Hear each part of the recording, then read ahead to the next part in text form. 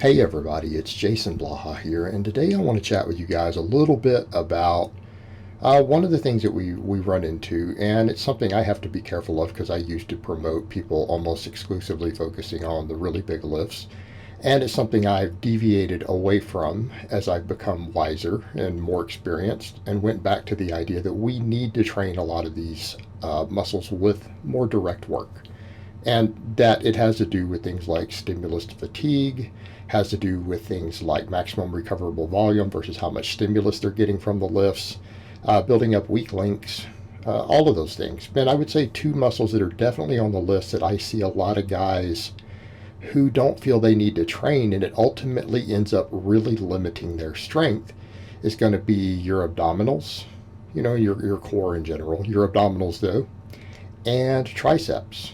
And a lot of guys will use the excuse, well, I do big lifts like that handles all my ab work. And it's like, do you understand you could put another 50 pounds on your squat if you just started doing a lot more work for your core?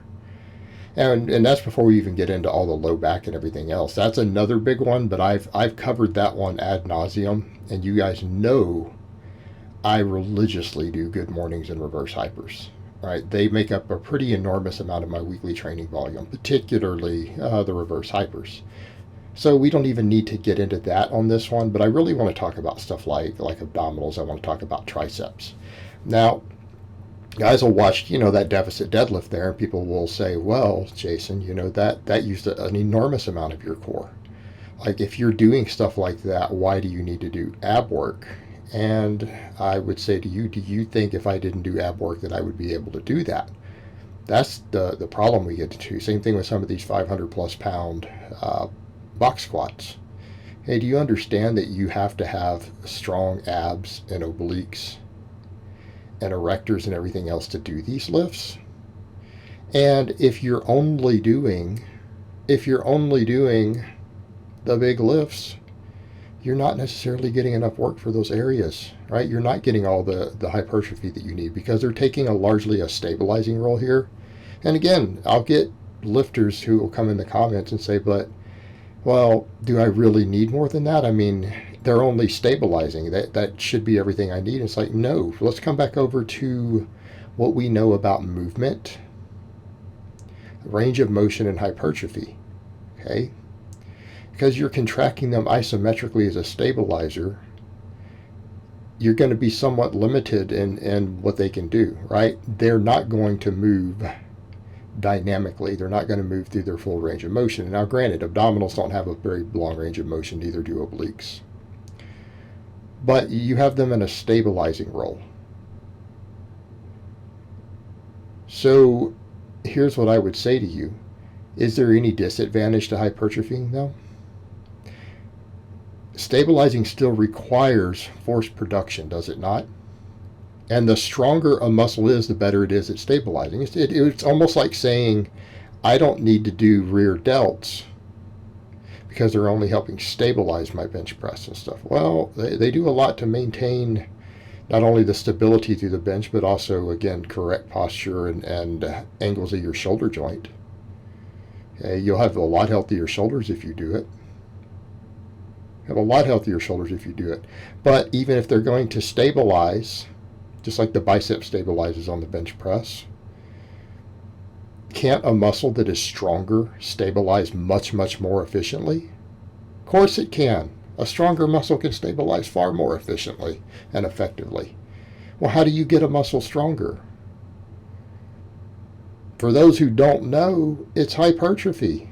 Okay, a bigger muscle has more strength potential. And that's irrespective of what you see when you see some guy who doesn't weigh a lot, who lifts a pretty heavy weight. I promise you he had to gain a lot of muscle to lift that weight. He doesn't need as much muscle as you do to lift that weight. But I can assure you if that guy is moving big, heavy weights, that he has spent some serious time and has a lot of hypertrophy in the primary movers. Okay? He might be shorter, have different leverages and things than you do. But he had to have a pretty large amount of hypertrophy to be able to produce that force. Well, it's the same thing when we come over to stuff like your whole core and abs and everything. If you get them bigger, what happens? They have more strength potential. Therefore, they can give you better stability and isometrics on these movements. Okay, the isometric work doesn't build as much muscle because it's almost no movement. Very, very little movement. Therefore, we don't get the sort of fatigue that we want to stimulate muscle growth. It'll stimulate some. I'm not saying it won't cause some muscle growth. Okay, I'm not saying it won't cause some, but it's kind of funny because you get people who are like, oh, I'm scared to do the really heavy squats and deadlifts because it'll make those muscles bigger. And it's like, not really. You need to get those muscles bigger so that you can squat and deadlift heavy. And you really have it mixed up. Okay? You're not getting those muscles bigger by doing a 500-pound squat. You're getting those muscles bigger by training them with small movements for high reps. I happen to really like hanging leg raises these days, mainly because it works the hip flexors really well. But standing band crunches, hanging leg raises, stuff like that, right? For higher reps, minimum of 10. Again, for some guys, though, a hanging leg raise, 10 reps might be relatively difficult.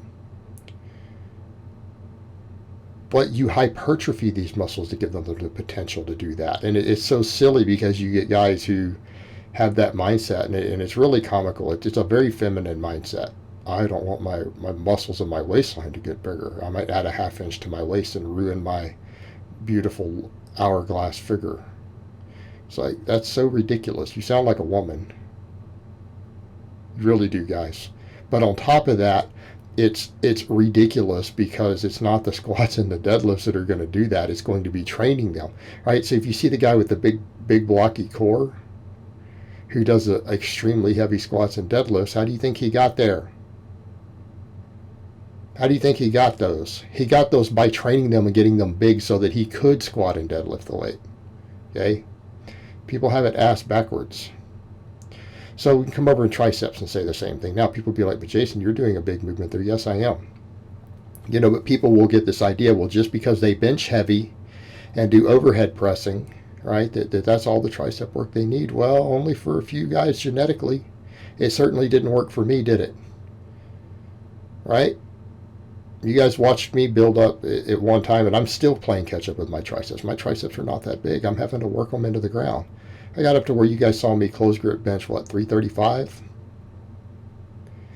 Standing press, strict press 225, and I still didn't have triceps. My front delts do a lot of that, all right? Got really strong front delts. So you need to be training your triceps. They tend to be a weak link in your pressing. And I'm not saying you have to do a bunch of extensions, but you better look at what I'm doing right here. If you're not going to do extensions because, again, they bother your elbows, and that's its own topic, you better be doing stuff like this.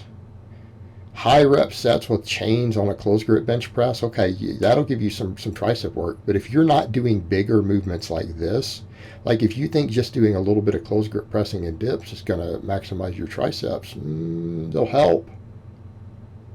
But if you're going to count them as true tricep builders, you better be doing stuff like chains. You better be doing stuff like board work. Right? You better be repping a 2-board or a 3-board on your closed grip. You better be doing chains and stuff like that. Otherwise, it's not going to be enough. And at the very least, start doing band work. Start doing band push downs every week. Again, guys who are worried about their elbows, well, I get the elbow inflammation. Well, start doing high rep band work for your triceps. It builds the tendons of your elbows. It alleviates inflammation. It alleviates tendonitis to some degree while still building the tricep.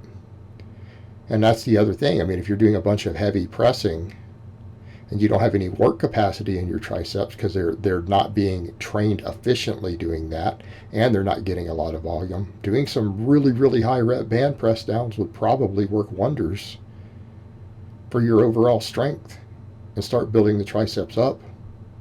Like for me, I've got a goal of knowing I probably need to add about 2 inches to my triceps. And that's a lot, but that's what I need to do to be where I need to be. So I train mine pretty hard all the time now. And they've got a long way to go.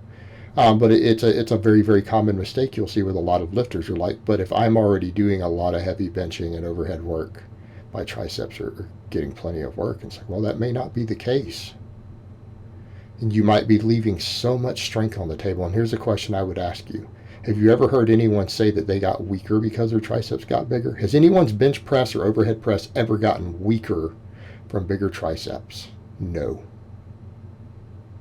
Okay, train your triceps. All right, guys, but that's really all I have to say on that today. I hope it's been informative, and I will talk to you guys next time.